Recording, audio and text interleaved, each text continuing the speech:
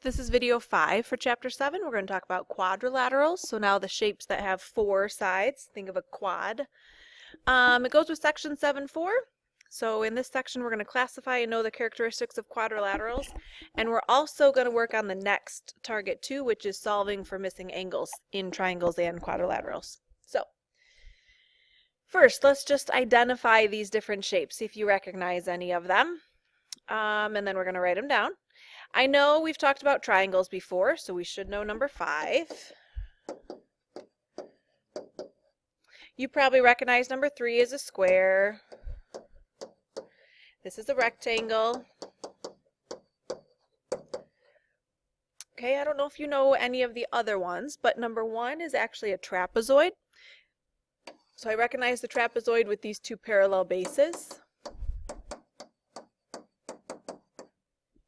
Number 2 is called a parallelogram. You probably have heard of that one before because I have 2 sets of parallel sides.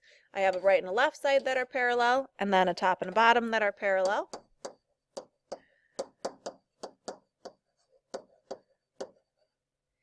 And then number 6. So a lot of shapes, a lot of polygons are named based on how many sides they have. So if I have 1, 2, 3, 4, 5 sides, we call it pentagon. Shaped like the Pentagon building in Washington, D.C. Or 1, 2, 3, 4, 5, 6 sides, hexagon. And 1, 2, 3, 4, 5, 6, 7, 8 sides, octagon. So that's just a few ones that we should probably be able to recognize. And we're going to talk more about them and get more specific though. So that brings us to this crazy web here. This is to help us sort out all the different quadrilaterals. So fill it in with me as we talk about it. So quadrilaterals is going to go here. And quadrilaterals just means they have 4 sides. Shapes with 4 straight sides. So we have a few different ones to go over. A few different cases. If there is nothing special about that quadrilateral, we're going to fill in this one. Nothing special. It's just a quadrilateral. 4 sides. They're all random lengths, random angles, okay? Any weird different 4-sided shape. But I can get a little bit more specific. If I have 1 pair of parallel sides, right? Sides that are going the same direction, never going to cross. So here I can see that I have a parallel top and bottom. That's called a trapezoid. Okay, so we show in a picture it's parallel with arrows on those sides, and we call them the bases. So I have base 1 right here, and then I have base 2 right here. So I have 2 parallel bases, and then the other 2 sides just go any direction. I could have a trapezoid that goes this way as well. So I might have a trapezoid where it's the sides that are the parallel pieces. Okay? So, what's another case? Well, I could have quadrilaterals that have 2 pairs of parallel sides. You can write parallel here. That's what that symbol means when I draw 2 lines kind of going the same way like a railroad track. So 2 parallel sides. There's a bunch of those. First one, most general case, is just the parallelogram. Okay, so that's this picture here where I have a right and a left that are parallel and a top and a bottom that are parallel. And I could put those arrows on there like that. That's a parallelogram. And more specifically, if I have a parallelogram where I have all 90-degree right angles, so where the sides are perpendicular to each other like this, right angles, we call that a rectangle. You probably knew that. And if I take a parallelogram and I have all 4 congruent side lengths, so if I have all 4 side lengths that are exactly the same, like in here, remember those dashes mean I have the same length on all of those sides, that's called a rhombus. okay? And if I put a rectangle and a rhombus together, so it's still a type of parallelogram, but now if I combine all 4 right angles and all 4 congruent sides, that makes a square. So here in the square, I have 4 sides that are all the same length and 4 angles that are all 90 degrees. Okay, so that kind of sorts out our quadrilaterals. These are the words you're going to have to know, right? Parallelogram, rectangle, square, rhombus, trapezoid, and just what a quadrilateral is and how to tell them apart and what's special about them. Okay, so you have this kind of web to go back to. So let's classify these. Let's get a little bit more specific and look at them closely. Okay, in number 1, it looks like I have parallel sides, right? Left and right and top and bottom. And these marks tell me all 4 sides are congruent. So that would be a rhombus. Number 2, pretty easy to recognize. 4 right angles, 4 sides that are all the same length, gives me a square. Number 3, it looks like, so I have 2 dashes here. That means just the top and the bottom are the same length, and then separately the left and the right are the same length. And I have right angles, so it looks like we have a rectangle here. Number 4, it's telling me parallel sides with those arrows, right? And parallel right and left.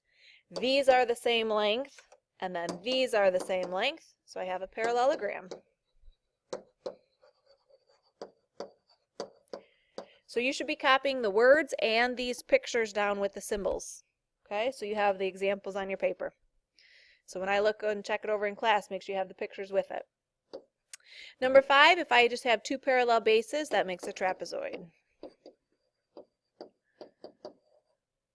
And number 6 isn't one that we've talked about yet, but it is kind of covered in your book. When I have a top and a bottom, like the top is those 2 sides are congruent, and then the bottom, those 2 sides are congruent, this makes what they call a kite shape. So we won't see that too much, but you might come across it. Okay, so let's talk about the angles of polygons. Well, we already talked about how a triangle always adds up to 180, right? That was in our last section. So this triangle down here would add up to 180, and this triangle down here would add up to 180. And if I took those 2 triangles and I slid them up in here, see how it fits right in there, and this one would go right there, then that means I would have 180 here and 180 here from this one, and all together I can see that 180 and 180 would make this add up to 360. Okay, another way to look at it, I know this is 90 degrees if this is a square, 90 degrees, 90 degrees, 90 degrees, and 90, 90, 90 plus 90 makes 360. So turns out any shape that has 4 sides, so all of the ones in here and all of the ones in here are all going to add up to 360 degrees. So write that in big letters on your paper. All quadrilaterals that have 4 sides will always add up to or have a sum of 360 degrees. So just to carry that a little bit further, what if I use that same idea to figure out how many degrees in this guy?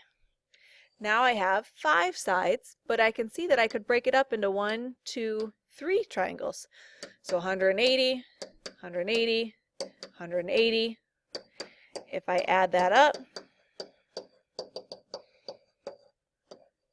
turns out any shape that has 5 sides adds up to 540. So you can kind of use that pattern to figure out for different shapes too. But this is the one we're going to focus on in this section. Okay? So, find the value of x. Well, if I have a picture here and they give me 1, 2, 3 of the angles and one is missing, but I know it has 4 sides, so I know the total is going to be 360, let's write an equation and figure that out. So, 4 angles are going to add up to 360. The 4 angles are 115, 70, 75, and x. I just have to combine like terms and solve for x. So So if I add these constants together, it looks like that gives me 260 plus x. Solve to get x by itself, so minus 260 from both sides. And x would be 100. So this would be 100 degrees to make that work out. Okay? Do the same thing for this next one. So you set it up. Remember, we have 4 angles. And because it has 4 sides, I know the total is going to be 360. So plug those all in and see what you get. So pause and then we'll check. So I wrote those 4 angles down on the lines. 4 angles added together to make 360. Combined all of the constants. Got 280 there. And then just solve for x. So minus 280 from both sides. I get x is equal to 80 degrees. Okay.